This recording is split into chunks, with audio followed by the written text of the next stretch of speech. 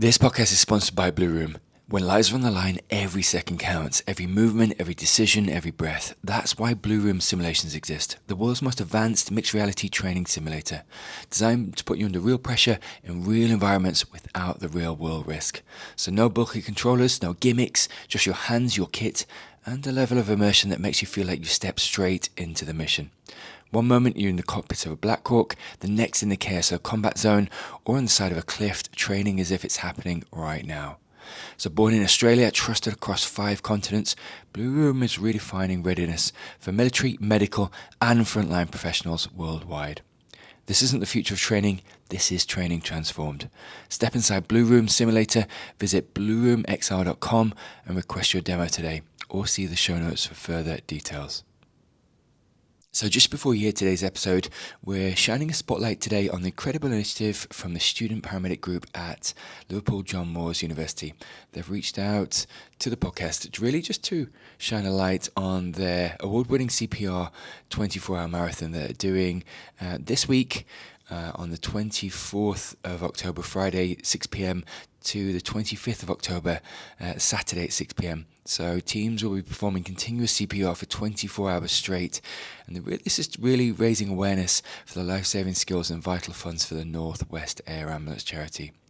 So alongside CPD sessions, emergency service demonstrations and free CPR training to everyone, they're hoping to raise £3,000 for North West Air Ambulance charity. So this year they're aiming to do it again. They did it last year. So please do head to the show notes. You can donate right now using the link in the show notes to donate to this fantastic initiative for Northwest Air Ambulance. Please do head over there and sponsor them. It's happening this week from the 24th to the 25th of October. Many thanks. You're listening to the Pre-Hospital Care podcast on the Medics Academy Network. Welcome back to the podcast. This is the second blog installment. I'm joined by Dr. Will Duffin, one of my colleagues with World Dictionary Medicine. World Dictionary Medicine has kindly allowed us to translate some of these blogs into AI transcripts, but I'm here certainly with the author now. And today we're going to tackle the Jungle Medicine Survival Guide, so evading leeches, bullet ants, and mosquito bites. Will, welcome to the podcast. Thanks for having me back, Owen. It's always a pleasure. Great to have you on. So Will, we're just going to really just unpack this fantastic blog. It really is a fundamental survival guide really into the jungle. And just some of the major nuances of navigating leeches, bullet ants and mosquitoes. Could I get you to sort of speak to why you wrote the blog? Yeah, I like you. I'm completely obsessed with the jungle. I just think it's the most incredible environment. I've been enchanted by the jungle ever since I was a boy. I grew up in a farm in Devon. I spent all my time in the local woods, building dens, climbing trees, pretending I was in the jungle, that I was a character in a Tintin book or Indiana Jones or a Tarzan or the Jungle Book. You know, all this popular culture that I was consuming as a child really just captured my imagination. And then I actually got to go into the real jungle for the first time when I was 19. I went on a 3-week trek in Costa Rica in La Amistad National Park through virgin rainforest. It was the most incredible thing. And yet the jungle was still amazing. This rich, varied ecosystem. I was still enchanted, but it was a wake-up call because it's hardcore. And I realized it was full of very real dangers and this kind of low-level discomfort. And I think that my journey in exploring and being in the jungle ever since has been this tension between being in awe and appreciation of it as this environment, as this rich ecosystem, but also being mindful of the hazards and how to look after yourself and others in those spaces. And I've been very fortunate. I've been out to various jungle and tropical regions of the world, from Myanmar, Malaysia, Borneo, Indonesia, through to parts of South America. And yeah, I've absolutely loved everything. But along the way, I've encountered various hazards, some of which I wrote about in that blog, things like bullet ants, leeches, mosquitoes. Those are your kind of common low-level discomfort things on the whole. And I just thought it was nice to for people that were thinking about entering the jungle, or even people who are seasoned jungle explorers, it's a nice little recap, refresher of some of the key facets of those common hazards to be mindful of.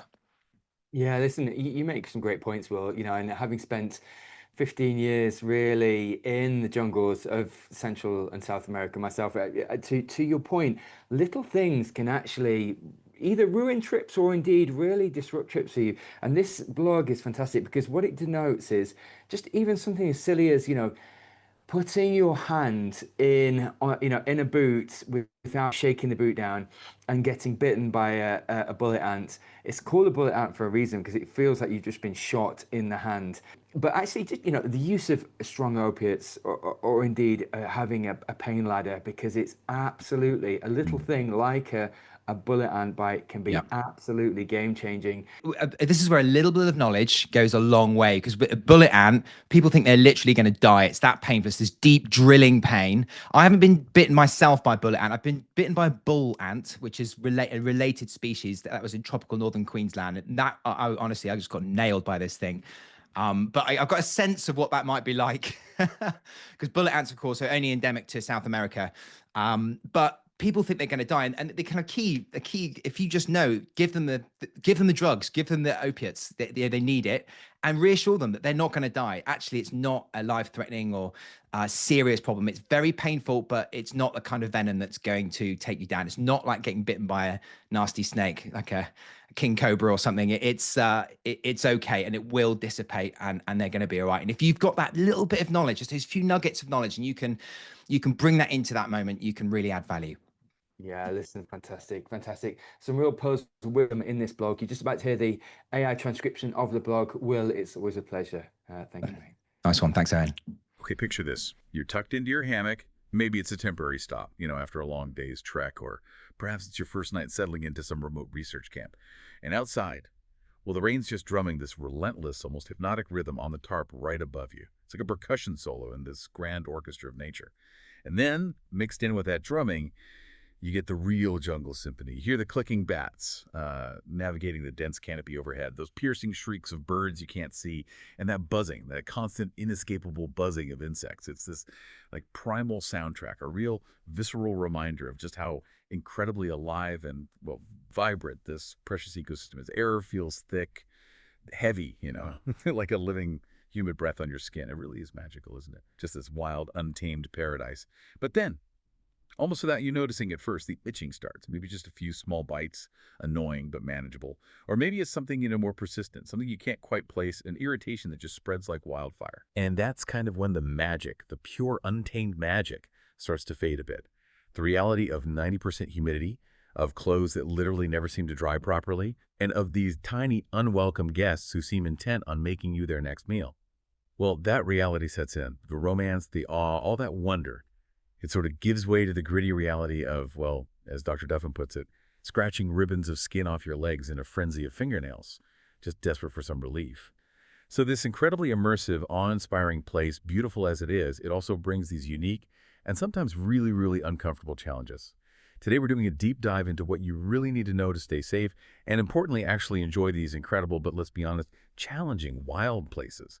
We're going to be exploring a kind of jungle medicine survival guide, and we're specifically focusing on how to evade some of the most common and often most aggravating of what our source, Dr. Will Duffin, calls his least favorite bitey things.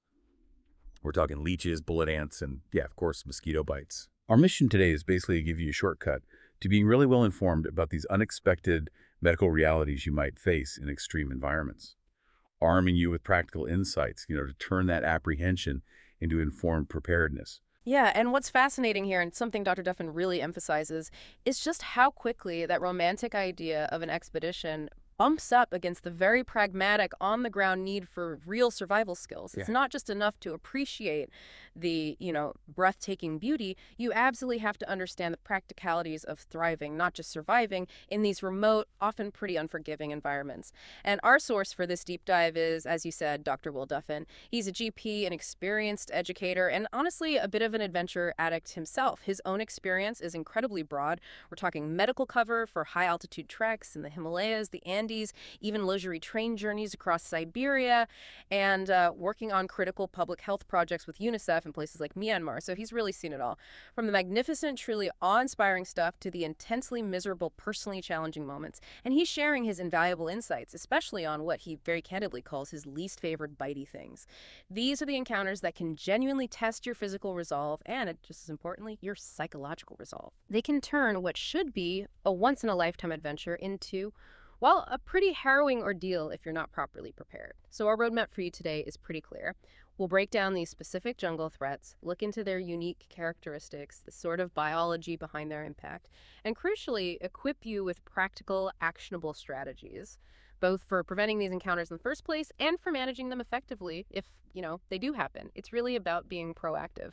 Okay, let's unpack that opening scene from Dr. Duffin a bit more. He sets up this paradox so beautifully, doesn't he?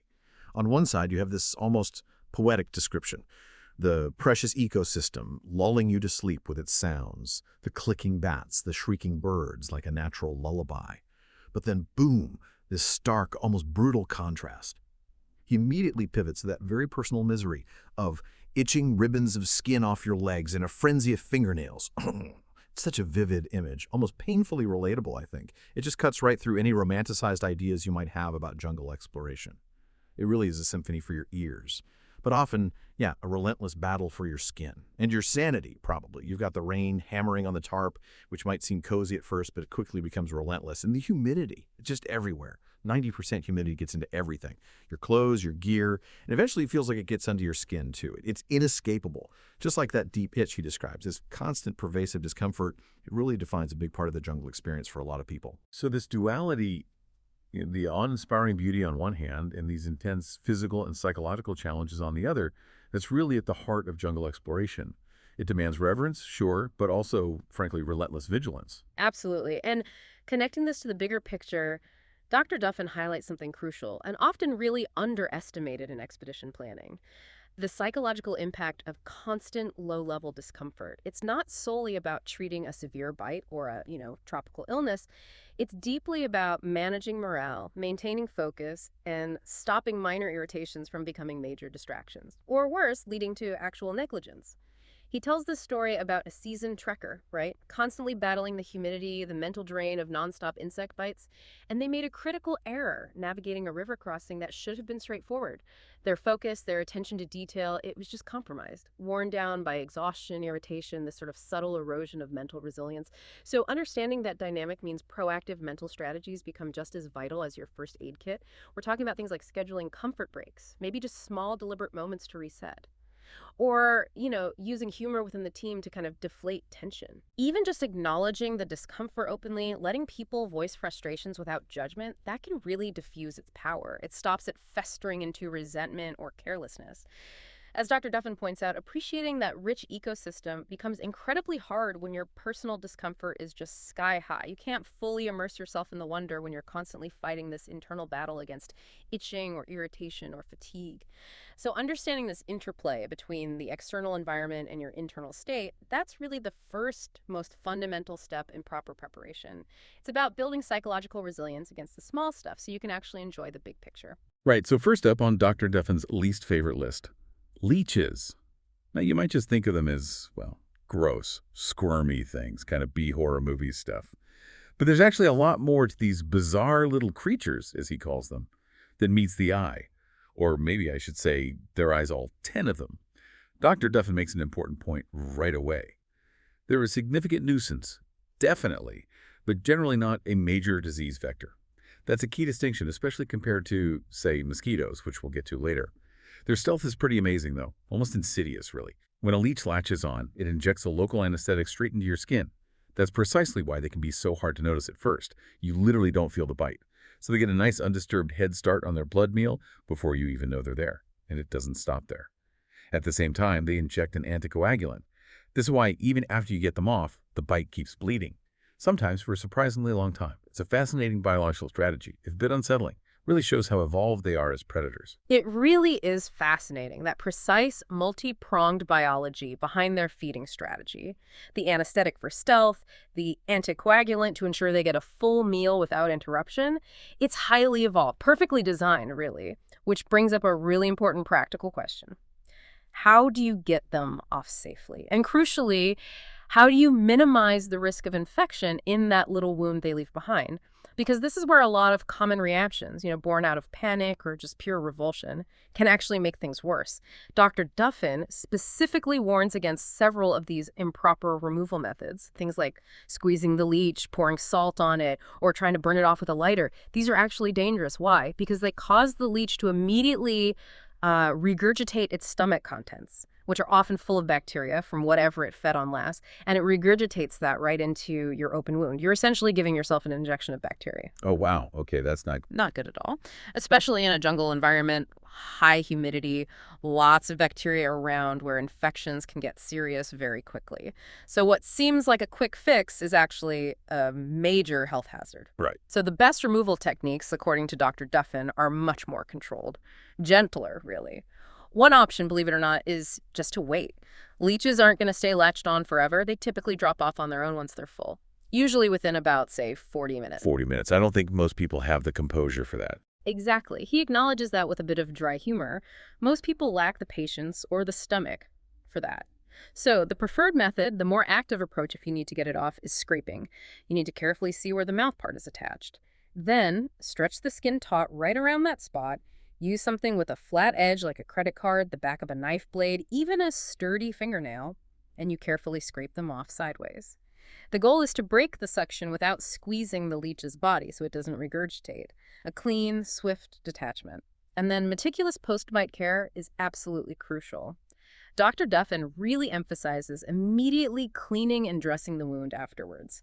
A few drops of betadine, which is a good broad-spectrum antiseptic, applied right to the bite area is a very good idea. Okay. This simple step can honestly make all the difference. It prevents a minor bite from turning into a much more serious, potentially even debilitating infection in that kind of environment. And it's pretty amazing Dr. Duffin shares this fact that leeches have 10 eyes, 6 hearts, and 32 brains. 32 brains. That level of complexity in such a, seemingly simple creature is just staggering. Adds to the bizarre mystique, doesn't it? You don't usually picture that kind of internal setup in a worm-like thing. And beyond the weird anatomy, their hunting methods are just as sophisticated. And frankly, a little bit creepy. Dr. Duffin explains they find prey, us included, using these highly sensitive mechanoreceptors, meaning they can detect tiny vibrations. So any movement you make, a rustle, a step, they can potentially sense it. But even more unsettling, he says, is their ability to track along CO2 gradients. That's right. These little bloodsuckers could literally sense you breathing. You're just lying there trying to relax, maybe in your hammock, totally unaware, and something unseen, something with W2 brains, is out there, silently homing in on your exhaled breath, moving closer through that thick, humid air. Can you just imagine that feeling, that eerie sense of being tracked? You're deep in the jungle, surrounded by all these sounds, feeling hidden. But this creature, with his sophisticated sensory gear, is actively following your breath, moving towards you. It kind of gives a whole new meaning to breathing easy, doesn't it? Or maybe the inability to. It really does. That sense of being detected by something unseen, especially something with 32 brains, taps into a very primal vulnerability, I think. It's another one of those constant low-level psychological stressors that just adds to all the other discomforts Dr. Duffin talks about. And this physiological detail, it underscores just how sophisticated the adaptations of jungle wildlife are. Understanding how they detect prey isn't just trivia. It actually informs strategies for avoidance, like minimizing unnecessary movement or trying to stay upwind if possible. When setting up camp, for instance, instead of just finding a flat spot, he advises looking for higher, drier ground away from stagnant water where leeches often thrive. And yeah, paying attention to wind direction. If they follow CO2, being upwind makes you harder to detect. He even suggests a simple trick. Putting a small, cheap, brightly colored ground sheet down under your main tent or hammock before you fully set up. Oh, like an early warning system. Exactly. It makes any crawling leeches much more visible against that bright color before they manage to become an uninvited guest in your sleeping bag. It's about thinking like a leech to outsmart it. Dr. Duffin sometimes jokes that the 32 brains are probably just arguing about whose turn it is to bite. But seriously, that complexity means we're dealing with a remarkably efficient little predator. One that really tests your vigilance, your hygiene, your strategic thinking. It highlights why you need to be thinking several steps ahead. Okay, so from the sort of insidious silent leech, we move to something far more overtly hostile. If leeches are maybe the stealth assassins of comfort, Dr. Duffin paints bullet ants as the jungle's brute force enforcers of pure agony. He really doesn't mince words. He says, and I quote, "If you want to experience a deep drilling pain that you can feel right down to your bones, then go get yourself bitten by a bullet ant." That's not just a warning. It sounds like a visceral, almost terrifying description of pain. And it makes it really clear, these are definitely not your regular garden ants. No way. These are endemic to South America, live in colonies, usually found at the base of trees, often hidden by leaf litter or roots. Physically, they don't even look much like typical ants. They're quite large, robust, dark bodies. They look more like wingless wasps, actually, which is an important visual cue. And as he puts it, boy, do they pack a punch, which feels like a massive understatement given their reputation, right? On the Schmidt Sting Pain Index, sounds like something you absolutely want to avoid encountering, especially when you're miles from help. Absolutely. So what actually happens when you are unlucky enough to get bitten by a bullet ant? The incredible intensity of the pain, as Dr. Duffin explains, is caused by a very specific neurotoxic peptide. It's called poneurotoxin. Poneurotoxin. Yeah, and this poneurotoxin is fascinatingly precise in how it works. Unlike, say, histamine from a bee sting, which causes localized swelling and itch, this peptide directly messes with the signaling between your nerve cells. It essentially floods certain ion channels, overstimulating your pain receptors. And that's what causes that deep drilling, radiating agony that feels like it's going right down to the bone rather than just being on the surface. This explains why your standard antihistamines or topical creams just won't cut it. You need something that tackles the nervous system impact directly. And the duration of this pain is another huge factor, almost debilitating. He points out the pain commonly lasts for 12 to 24 hours, sometimes even longer. 12 to 24 hours Yeah. of that kind of pain. Yeah. Imagine being deep in the jungle, miles from anywhere, enduring that level of excruciating, bone-deep pain for an entire day or more. However, and this is a really crucial reassuring factor that Dr. Duffin always stresses, fortunately, the toxin does not cause systemic or dangerous effects. Okay, that is reassuring. It is. It means while the pain is utterly intense, truly debilitating locally, capable of completely taking someone out for a day, it's not typically life-threatening in itself. It won't shut down your organs or cause widespread paralysis. That's a really important distinction to make and to communicate clearly in that kind of stressful situation, both for the person suffering and for their team. Knowing it's not life-threatening is definitely a relief, but still, 24 hours of that deep drilling pain, it sounds absolutely unbearable, especially in a jungle environment where you're already uncomfortable and need all your resilience. So what can you actually do to manage something like that in the field when you're far from a hospital? Right. So management is firmly focused on symptom relief, given the toxin itself isn't causing those dangerous systemic issues. And this raises a critical point for expedition planning. Do you have the right kind of analgesics, the right pain relief readily available in your medical kit? And are you trained to use them? Dr. Duffin's recommended treatment protocol is quite specific, anticipating just how severe this pain is. For the pain itself, for analgesia, he suggests strong opioids, things like cocodamol, which combines codeine with paracetamol, or even potentially oxycodone if the pain is truly incapacitating and you're really remote. Wow. Okay, so we're talking serious pain medication. Serious pain medication. These aren't over-the-counter things. It underscores the severity and the absolute need for a meticulously prepared medical kit, probably put together with expert advice and knowing how to use these drugs appropriately.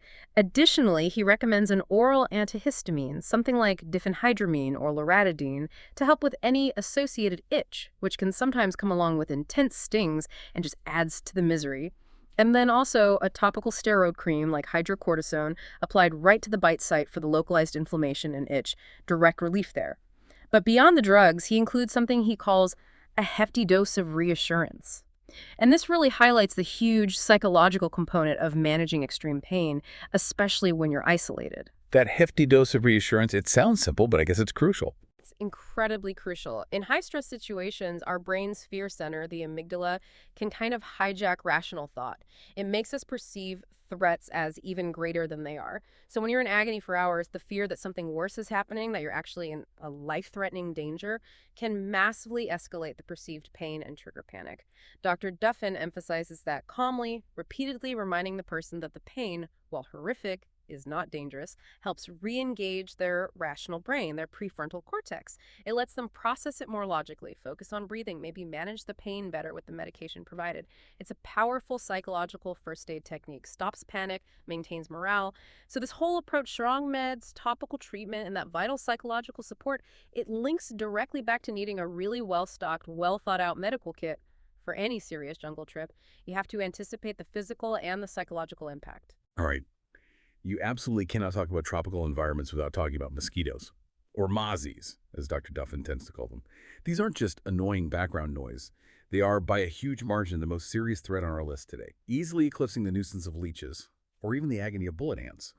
Because unlike leeches, which are mainly gross, or bullet ants, which are incredibly painful but usually not life-threatening mosquitoes, well, they're in a totally different league. They are potent vectors of disease, and they are just everywhere, ubiquitous in pretty much any tropical environment you can imagine. You simply cannot escape them. They're a constant buzzing presence. Dr. Duffin points out they're a particular nuisance around dawn and dusk, which ironically are often the most beautiful times in the jungle when wildlife is most active. But there's also a really important distinction that people often miss. The Aedes mosquito, that's the one carrying things like dengue, Zika, chikungunya, it's primarily a daytime biter. So you can't even rely on the midday sun to get a break from them. They're a potential threat morning, noon, and night. Demands relentless vigilance. And this is where it gets really, truly critical, where the stakes genuinely become life or death. As you said, mosquitoes aren't just about an irritating bitch. They are vectors of serious tropical diseases, including malaria, dengue, and Zika, and others too, like yellow fever, chikungunya. This is precisely why prevention shifts completely from being about comfort to being an absolute non-negotiable necessity for your survival and your long-term health.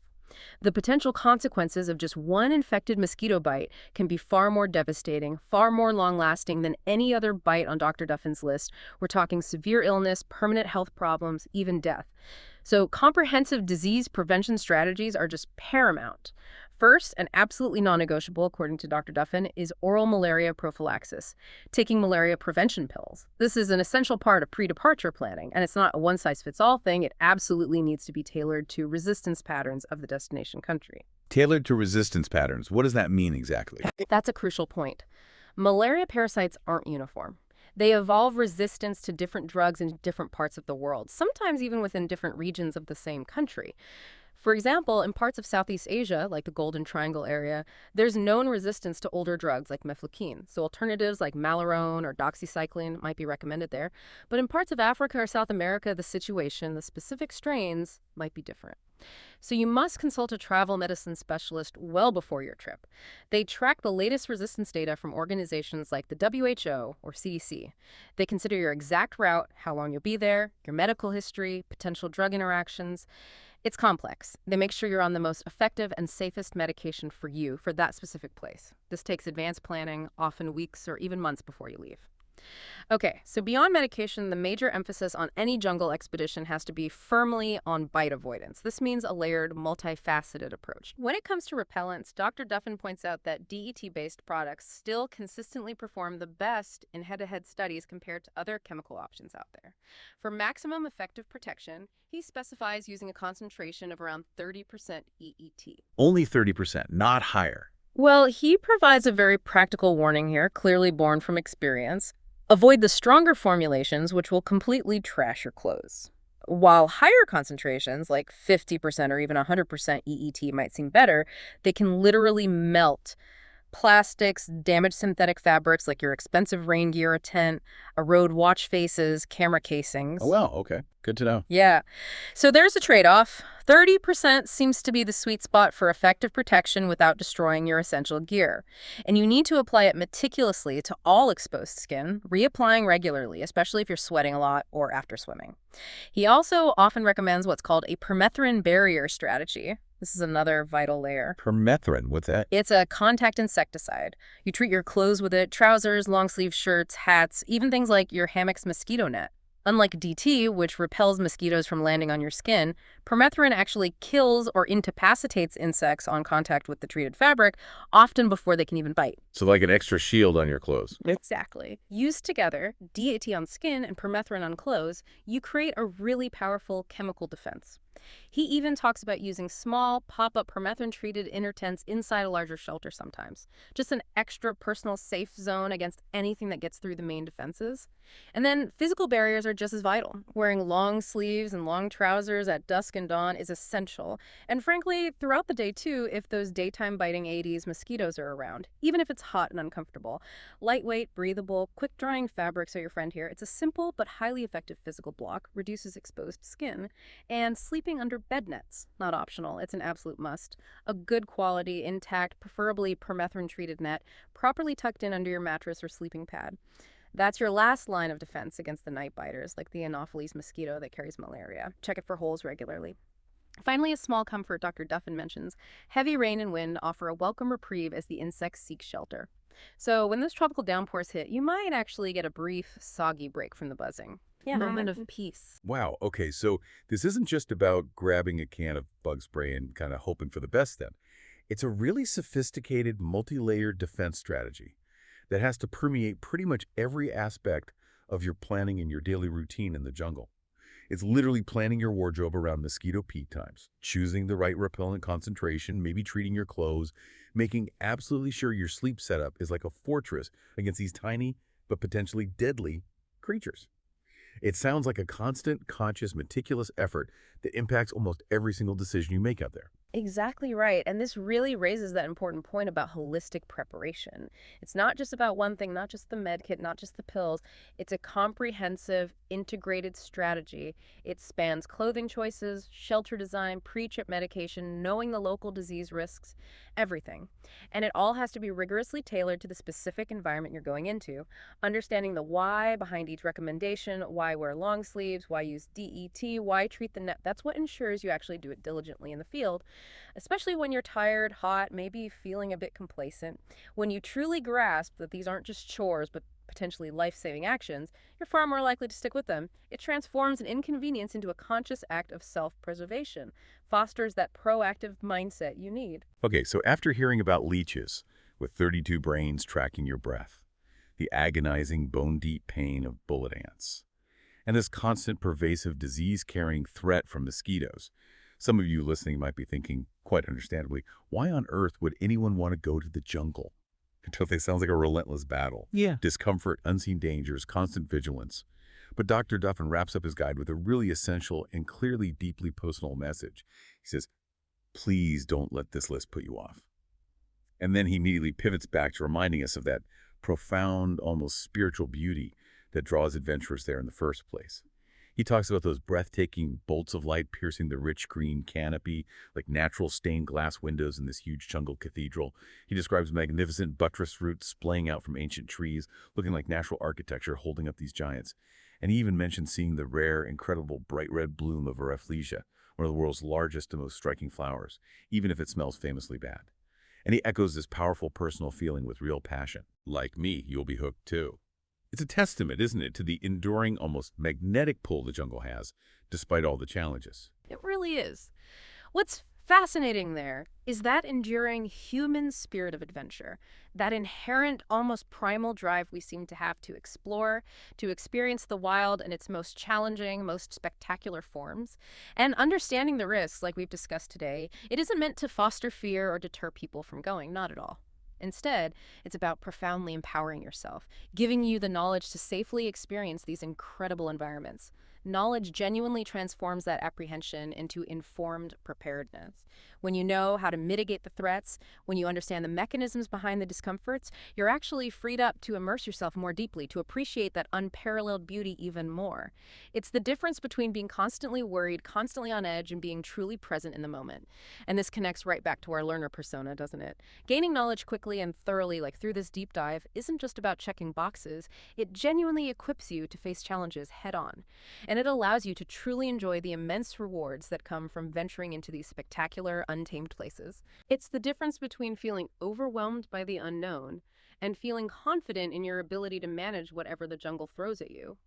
It allows for a deeper, more nuanced appreciation of the wild, understanding both its raw power and its delicate intricacies. So today, we've really unpacked the jungle, from its buzzing, vibrant symphony right down to its specific bitey inhabitants that demand our respect and careful preparation. We've learned how to identify, prevent, and effectively manage encounters with leeches, those surprisingly complex 32-brained critters tracking our breath. Bullet ants, the architects of that bone-deep, excruciating pain requiring serious management. And of course, the ubiquitous and genuinely dangerous mosquitoes, those tiny but deadly vectors of serious tropical diseases. And all of this, drawing on these invaluable, practical, incredibly detailed insights from Dr. Will Duffin's survival guide, rooted in his extensive real-world experience. The ultimate goal here, as we've said, isn't to make you afraid of the jungle.